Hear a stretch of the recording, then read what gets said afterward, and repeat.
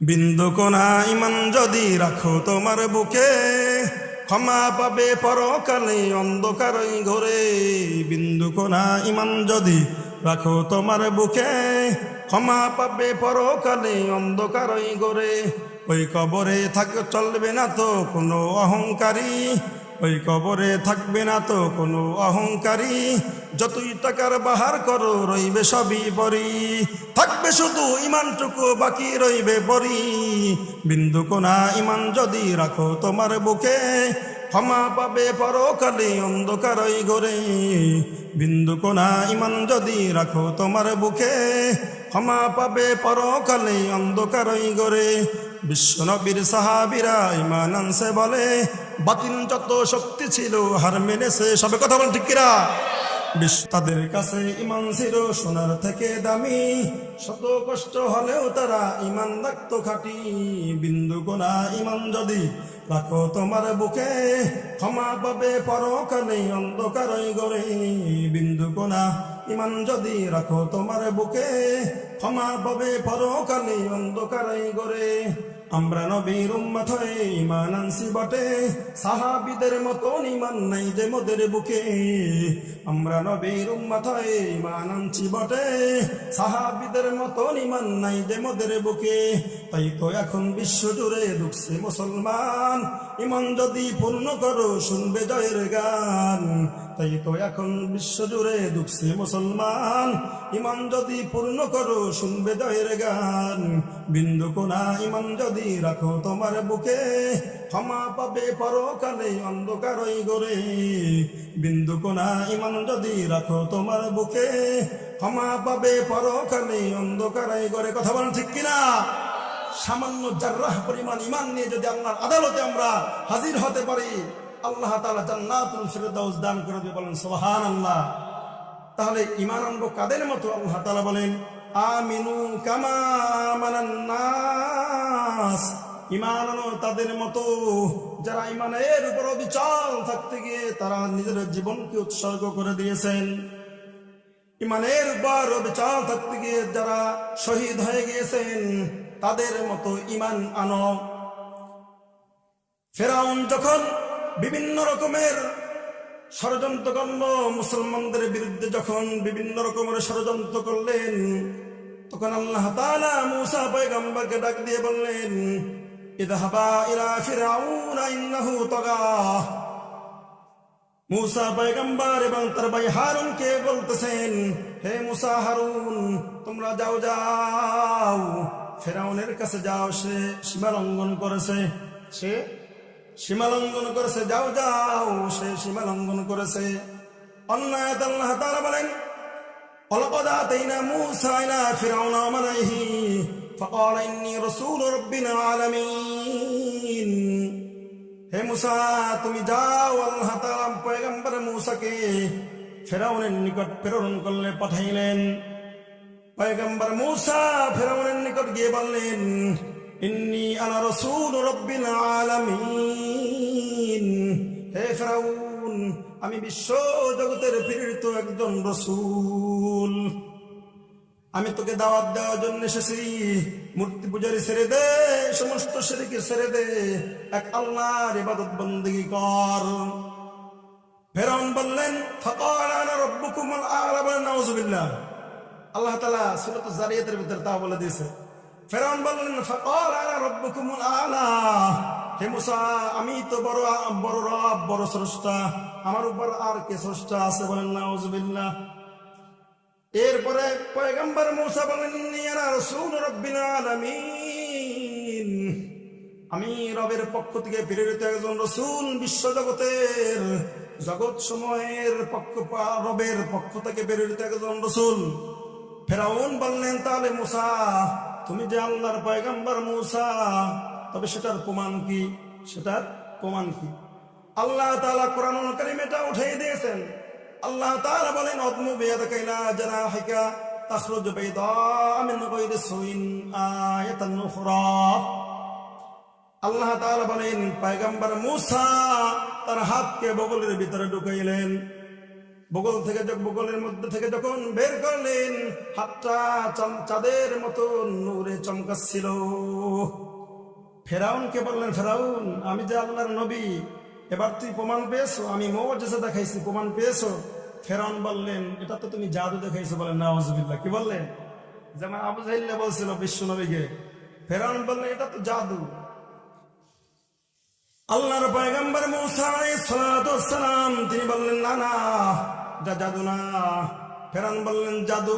তুমি তো একজন জাদুকর। কই, না না, আমি জাদুকর নই।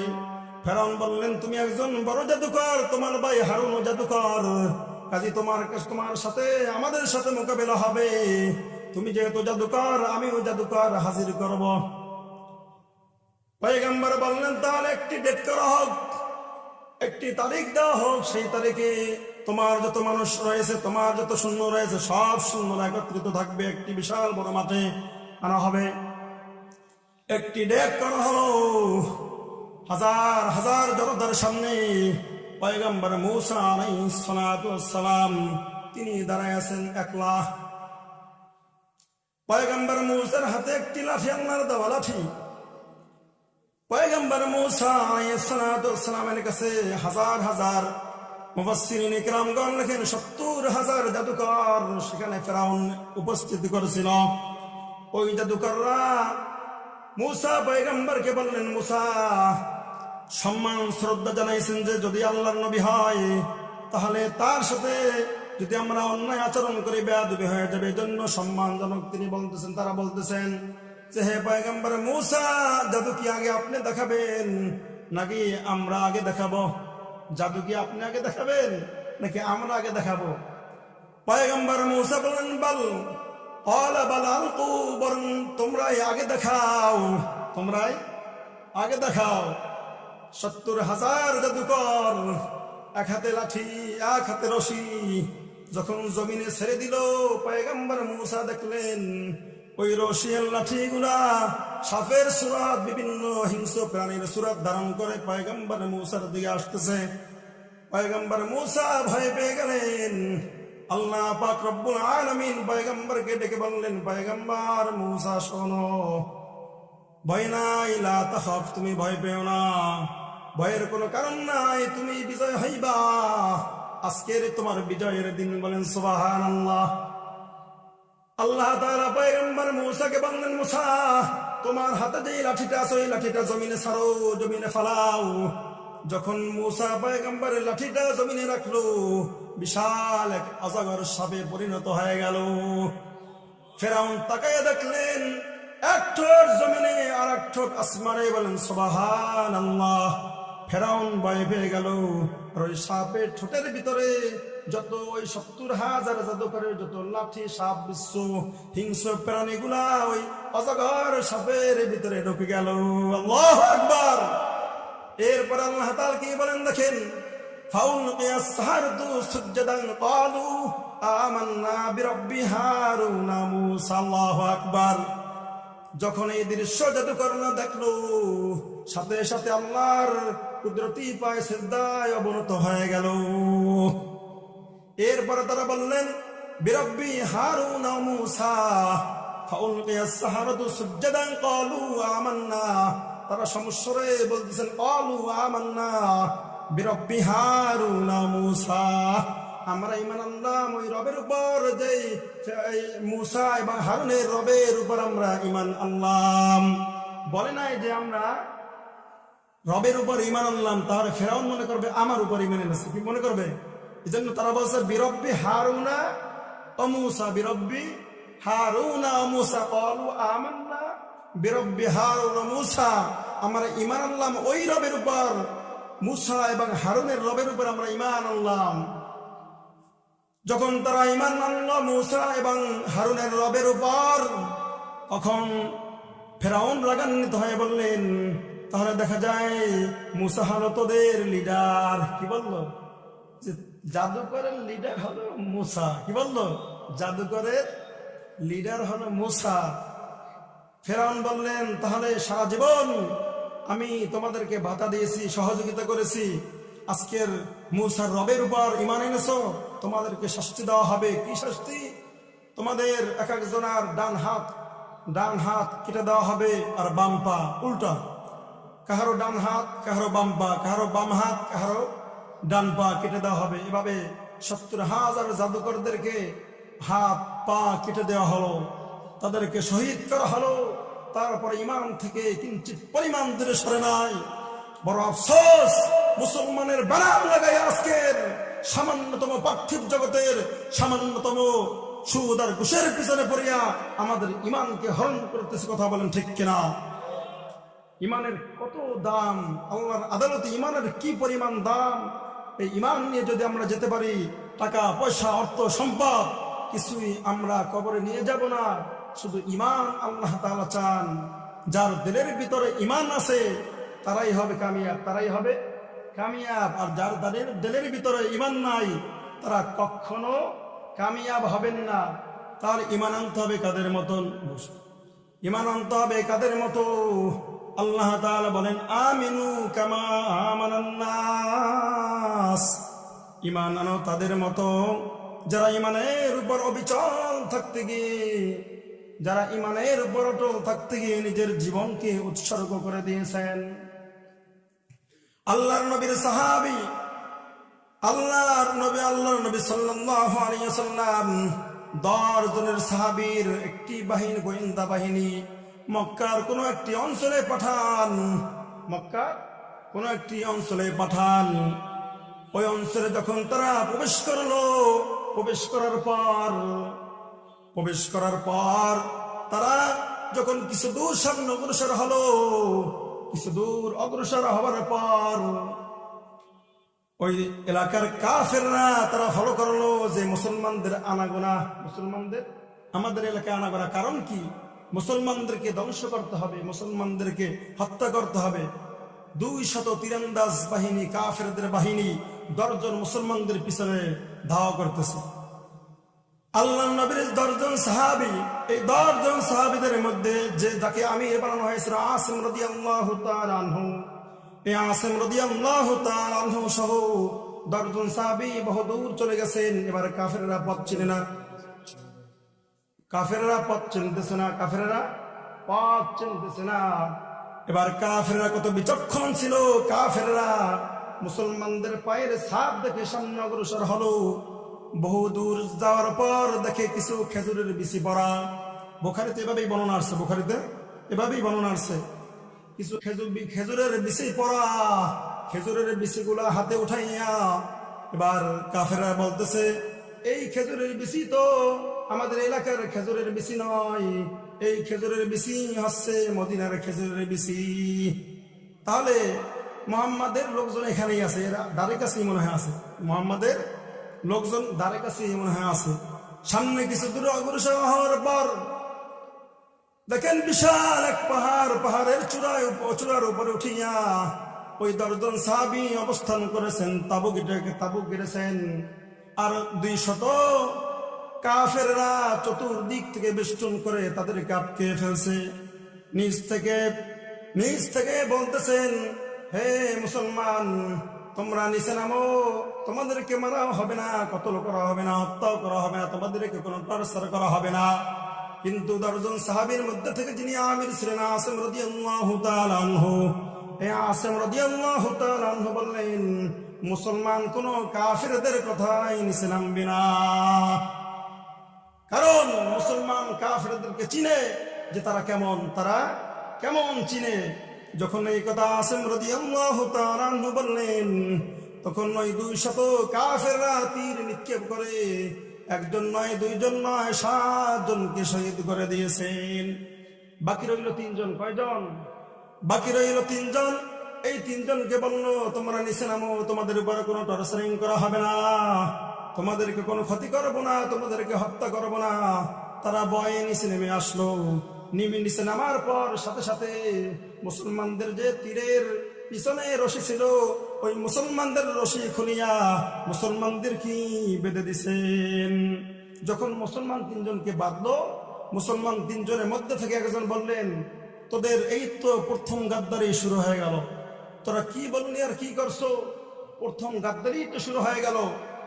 তখন তখন ওই কাফেররা ওই সাহাবীকেও হত্যা করে ফেললো, মানে শহীদ করে দিল। বাকি রইল কয়জন? বাকি রইল 2 জন। এই 2 জনকে মক্কায় অন্য কাফেরদের কাছে বিক্রি করে দেওয়া হলো। 2 জন সাহাবীকে ক্রয় করলো। ক্রয় করার পর একজনকে সাথে সাথে ক্রয় করে সাথে সাথে হত্যা করে ফেলছে, শহীদ করে দিয়েছে। বাকি রইল কয়জন? ওই একজনের নাম হচ্ছে হযরত খুবাইব রাদিয়াল্লাহু তাআলা আনহু। তাকে ক্রয় করছেন হারেসের সন্তানের কারা?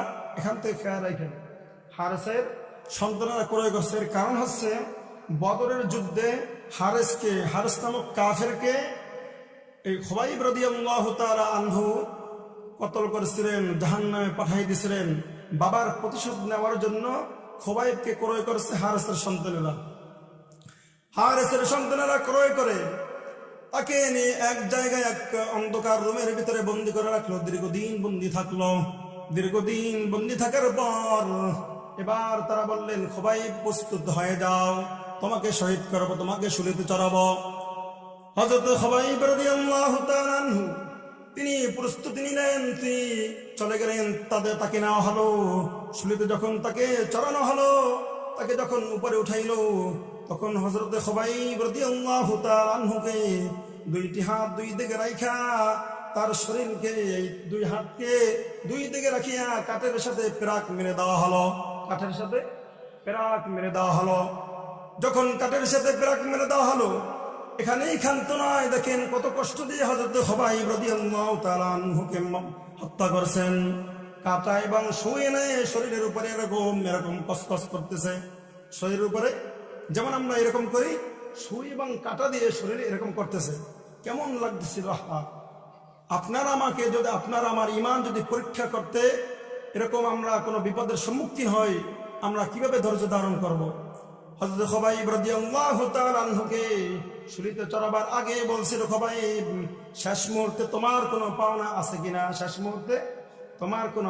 আছে কিনা? হযরত খুবাইব রাদিয়াল্লাহু তাআলা আনহু বললেন, আমার একটি চাওয়া আছে, আমি 2 রাকাত নামাজ পড়বো। কয় রাকাত? আমি 2 রাকাত নামাজ পড়বো।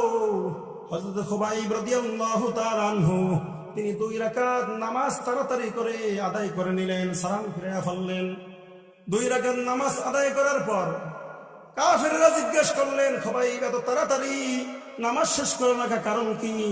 মুসলমানরা নাকি আল্লাহর কাছে যখন দাঁড়ায় তখন দীর্ঘ সময়, লং টাইম সময় নেয়, তাহলে এত তাড়াতাড়ি তুমি নামাজ শেষ করে লাগা। এখানে আমাদের শিক্ষা। ভাই আমার দিকে তাকাই, এখানে আমাদের শিক্ষা। হযরত খুবাইব রাদিয়াল্লাহু তাআলা আনহু বললেন, কাফেররা শোন, আমি যদি আজকের নামাজ লম্বা করি তাহলে তোরা মনে করবি যে মুসলমানরা বেঈমানদেরকে ভয় পায়, মুসলমানরা মৃত্যুকে ভয় পায়। আমি মৃত্যুর সময় মৃত্যুর কাঠগড়ায় দাঁড়াইয়া আমি বললাম, কোন মুসলমান মৃত্যুকে ভয় পায় না, কোন মুসলমান মৃত্যুকে ভয় পায় না। এই খুবাইব রাদিয়াল্লাহু তাআলা আনহুকে 2টি হাত 2 দিকে রাখা পেরাক মেরে দিল। এরপরে কাটা এবং সুই দিয়ে এরকম উপরে এরকম করলো। কি বলে আপনাদের এরকম করে? হ্যাঁ, গায়ে করে। তো এরকম করতে লাগলো। শুধু তাই নয়, অন্য একজন কাফের এসে দাঁড়ালো, চাকু দিয়ে দাঁড়ালো, ছুরি দিয়ে এরকম শরীরের উপরে এরকম করতেছে। এভাবেই আসছে হাদিসের ভিতরে, এভাবেই শরীরের উপরে এভাবে করতেছে। কেমন লাগছিল খুবাইবের? হযরত খুবাইব রাদিয়াল্লাহু তাআলা আনহুকে যখন শহীদ করে দেওয়া হয়, তখনই তো অর্ধেক মরে গেছে। ওই সময় আল্লাহর কাছে বলে, আল্লাহ, তোমার নবী, তোমার হাবিব আমাদের 10 জন সাহাবীদেরকে গোয়েন্দা হিসেবে পাঠাইছিল, আমরা কার উপরে জুলুম করি নাই, তুমি দেখছো আমাদের উপর জুলুম করেছে, আমাদের 9 জন ভাইকে শহীদ করে দিয়েছেন, এখন আমাকেও শহীদ করতেছেন। হে আল্লাহ, আপনি এদেরকে গুনে গুনে রাখেন, এদেরকে আপনি ধ্বংস করে দিন। এই খুবাইব রাদিয়াল্লাহু তাআলা আনহু শহীদ হওয়ার পর কিছুদিন পরে ওই হারেসের একটা কন্যা সন্তান ছিল, হারেসের মেয়ে ছিল। এই হারেসের মেয়ে, কন্যা সন্তান হারেসের মেয়ে মুসলমান হয়ে যায়। মুসলমান হওয়ার পর সাহাবায়ে কেরাম রাদিয়াল্লাহু তাআলা আনহুগণ ওই হারেসের মেয়েকে বলতেছেন, মনে আছে তো? কোন হারেস? খুবাইব যে হারেস কাফেরকে শহীদ করেছিল, সেই হারেস। এই হারেসের একজন মেয়ে ছিল, এই মেয়ে মুসলমান হয়। সাহাবায়ে কেরাম বললেন, তুমি কেন মুসলমান হইলা? তো আমি মুসলমান হয়েছি দুইটা কারণে, তোমার ভাই খোবাইবের দুইটা দৃশ্য দেখি আমি মুসলমান হয়েছি। এক নম্বর দৃশ্য হচ্ছে যখন তোমাদের ভাই খোবাইবকে অন্ধকার ঘরের ভিতরে রাখা হয়েছিল, দীর্ঘদিন কোনো খানাপিনা দেওয়া হয়েছিল না, কোনো পানি দেওয়া হয়েছিল না। ওই সময় আমি জানালা দিয়ে তাকায় দেখি যে আল্লাহ তাআলা জান্নাতের মধ্য থেকে ফেরেশতাদের মাধ্যমে আঙ্গুল ফল খোবাইবকে খাওয়াইতেছে। খোবাইবের সামনে আঙ্গুল ফল ঝুলানো, আর খোবাইব মুখ দ্বারা হাত দিয়ে ধরেও না, খোবাইব মুখ দ্বারা আঙ্গুল ফল খেয়ে থাকেন। এক নম্বর দৃশ্য। এই সময় আমি অর্ধেক মুসলমান হয়েছি, কিন্তু আমার ভাইদেরকে বলি নাই, ভয়ের কারণে আমার উপর টর্চার করবে, এজন্য আমি বলি নাই। দ্বিতীয় নাম্বার কারণ হচ্ছে খোবাইব রাদিয়াল্লাহু তাআলা যখন শহীদ করবেন, আমার ভাইরা বলছিল খোবাইব প্রস্তুতি হও, তুমি প্রস্তুতি নাও, তোমাকে ছুরিতে চড়ানো হবে কিছুক্ষণ পর। ওই সময় তোমাদের ভাই খোবাইব আমার কাছে একটা খুর চাইছিল, খুর। ওই খুরটা আমি তার কাছে দিলাম। তার কাছে দেওয়ার পর আমি অন্য কাজে নিয়োজিত হইলাম। অন্য কাজে নিয়োজিত হওয়ার পর কিছুক্ষণ পর এসে দেখি আমার একটা ছোট সন্তান ছিল। ওই ছোট সন্তানটা খোবাইবের কোলে এভাবে বসা, এক হাত দিয়ে আমার সন্তানকে বসায় রাখছেন, আর এক হাত দিয়ে অবাঞ্ছিত বসনগুলো কাটছেন। আমি এই দৃশ্য দেখা ভয়ে আতঙ্কিত হয়ে গেলাম। আমি বললাম, খোবাইব, আমি তো ভয় পাইতেছি, তুমি আমার সন্তানকে মনে হয় হত্যা করবা। এখানে আমাদের একটা শিক্ষা ভাই, মনে রাখবেন, এখানে আমাদের শিক্ষা। হযরত খোবাইব রাদিয়াল্লাহু তাআলা আনহু বললেন, না না, মুসলমান কোনদিন কোন দুর্বল স্থানে হাত দেয় না, টর্চার করে না। আজকের আমি পারি তোমার সন্তানকে এই ছুরির ভয়ে দেখাই আমি পলায়ন করতে পারি না, আমি পলায়ন করব না। আমি আল্লাহর সাথে সাক্ষাৎ করতে চাই। কার সাথে? আমি আল্লাহর সাথে সাক্ষাৎ করতে চাই। তাহলে দেখেন, মুসলমান দুর্বল পয়েন্টের উপর আঘাত করে না। যেমন বললাম কিছুক্ষণ আগে, মন্দির পাহারা দিচ্ছে মুসলমানের, কথা বলেন ঠিক কিনা? আজকের যে মুসলমান মন্দির পাহারা দিচ্ছেন, সেই মুসলমানদের উপর ইসলামের পাঁচটা গোলামরা, হিন্দুত্ববাদীরা আজকের মুসলমানদের উপর জুলুম নির্যাতন করতেছে, কথা বলেন ঠিক কিনা? ফেসবুক যারা ইন্টারনেট চালান দেখছেন, সেই মসজিদ ভেঙে ফেলছে চট্টগ্রামে, মসজিদের গ্লাস ভেঙে ফেলছে। কিন্তু না, তো আমরা তো কোনো মন্দিরের উপর আঘাত করি নাই, এটা বুঝতে হবে। আমি হিন্দুত্ববাদীকে আমি বুঝাইতে চাই যে মুসলমান ইসলাম ধর্ম বিজেপিদের উপর আঘাত করে না। যদি তারা আঘাত করে আগে, তাহলে পাল্টা জবাব দেয়, কথা বলেন ঠিক কিনা? এজন্য ভাই আমাদের ইমানকে অটল দৃঢ় রাখতে হবে, ইমানের উপর অবিচল থাকতে হবে, কথা বলেন ঠিক কিনা? বিশ্বনবী মুহাম্মদ রাসূলুল্লাহ সাল্লাল্লাহু আলাইহি ওয়াসাল্লাম মা খাদিজা রাদিয়াল্লাহু তাআলা আনহার সাথে এক দস্তরে খাবার খাইতেছে। এমন সময় আল্লাহ রাসূল সাল্লাল্লাহু আলাইহি ওয়াসাল্লাম খাবারটা ছড়াই দিয়ে বললেন, খাদিজা, খাবার আর আমার মুখে যাবে না, পেটে যাবে না। এর কারণ কি? ওদিকে হযরত সুমাইয়া রাদিয়াল্লাহু তাআলা আনহাকে আবু জাহিল্লা, সুমাইয়া রাদিয়াল্লাহু তাআলা আনহা তার সন্তান আম্মার, এই দুইজন কোথাও যাচ্ছিলেন রাস্তা দিয়া। আবু জাহিল্লা বললেন, সুমাইয়া, তুই নাকি মুহাম্মাদের ধর্মের উপর ঈমান এনেছো, তুই নাকি এক আল্লাহ বিশ্বাসী? কয়, হ্যাঁ, আমি এক আল্লাহকে বিশ্বাস করি, আল্লাহর উপর ঈমান এনেছি। কয়, তাই নাকি? কয়, হ্যাঁ। কয়, ঈমান ছাড়, যদি ঈমান না ছাড়ো তাহলে আমি তোকে হত্যা করব। সুমাইয়া রাদিয়াল্লাহু তাআলা আনহা বললেন, যদি আমাকে হত্যা করো তারপরে আমি বিন্দু পরিমাণ ঈমান ছাড়ব না। আমি যে রবের উপর ঈমান এনেছি, সেই রবের উপর ঈমান রাখবো, সেই রবের উপর ঈমান থেকে কিঞ্চিত পরিমাণ দূরে সরব না। এবার আবু জাহিল না, তিনি কি করলো? হযরত আম্মার রাদিয়াল্লাহু তাআলা আনহুকে একটি গাছের সাথে বাঁধলো, সামনাসামনি তার মা সুমাইয়া রাদিয়াল্লাহু তাআলা আনহাকে গাছের সাথে বাঁধলো। শুধু বাইদা এখান তো নয়, হযরত সুমাইয়া রাদিয়াল্লাহু তাআলা আনহাকে উলঙ্গ করে ফেললো। বলেন নাউজুবিল্লাহ। মা বোনদের মধ্যে থেকে সর্বপ্রথম ইসলাম ধর্ম যে গ্রহণ করেছেন, আল্লাহর উপর যারা ঈমান এনেছে, তার মধ্যে হযরত সুমাইয়া প্রথম। হযরতে এই সুমাইয়া রাদিয়াল্লাহু তাআলা আনহাকে উলঙ্গ করে ফেলা হলো। আম্মারকে ডাক দিয়ে বলে, আম্মার, যতক্ষণ পর্যন্ত তোর মার দিকে তুই তাকাইয়া থাকবি, ততক্ষণে তোর মাকে আমি হত্যা করব না। কেমনটা লাগছিল আম্মারে? নিজের চোখের সামনে মাকে উলঙ্গ করে বলল যে আম্মার, যতক্ষণ তুই তোর মার দিকে তাকাই থাকবি ততক্ষণ তোর মাকে হত্যা করব না। আম্মার বলল, এই দৃশ্য দেখার আগে আমার সাত তবক জমিনের নিচে ঢুকে যাওয়া ভালো ছিল। হযরতে সুমাইয়া রাদিয়াল্লাহু তাআলা আনহাকে শহীদ করে দেওয়া হলো। কিভাবে শহীদ করলো? আবু জাহিল না লজ্জাস্থানে বলল মেরে শহীদ করে দিল। লজ্জাস্থানে বলল মেরে শহীদ করে দিল। তারপরে ইমান থেকে কিঞ্চিত পরিমাণ দূরে সরে নাই, ইমান থেকে কিঞ্চিত পরিমাণ দূরে সরে নাই। কিন্তু আজকে দেখা যায় আমরা এই পার্থিব জগতের ভোগ বিলাসের কারণে, সামান্যতম আমাদের উপকারের কারণে, সামান্যতম আমাদের ভালাইয়ের কারণে আমাদের ইমানকে ধ্বংস করি। কথা বলেন ঠিক কিনা? এজন্য ইমানের উপর অবিচল অটল থাকতে হবে। কথা বলেন ঠিক কিনা? এই ইমানের উপর যারাই অবিচল অটল থাকে নাই তারাই ধ্বংস হয়েছে, তারাই বেঈমান হয়েছে। কথা বলেন ঠিক কিনা? আল্লাহর নবীর সাহাবী হযরত বিলাল রাদিয়াল্লাহু তাআলা আনহু, তাকে যখন উমাইয়া ইবনে খালফ ক্রয় করলো, তার গোলাম হলো, যখন শুনল উমাইয়া ইবনে খালফ যে বিলাল আল্লাহর উপর ঈমান এনেছে, কার উপরে? আল্লাহর উপর ঈমান এনেছে, বিলাল রাদিয়াল্লাহু তাআলা আনহুকে গরম বালুর উপরে শোয়ে দিতেন খালি গায়ে। শুধু খালি গায়ে বালুর উপরে শোয়ে দিতেন না, বুকের উপরে পাথর চাপা দিয়ে রাখত। আবার যখন দিন শেষ হয়ে যেত, রাত্রিবেলা লোহার শিকল দিয়ে শরীরটা বেঁধে তারপরে তার উপর আঘাত করা হতো। বিলালকে ডাক দিয়ে বলতো, বিলাল ইমান সার, আল্লাহর থেকে ইমান সার, ওই যে রবের উপর ইমান এনেছো সেই ইমান থেকে দূরে সরে যায়, ইমান সার, না হয় তোকেও কিন্তু হত্যা করবো, এভাবে জুলুম করবো তোর উপরে, এভাবে তোমার উপরে জুলুম চলতেই থাকবে।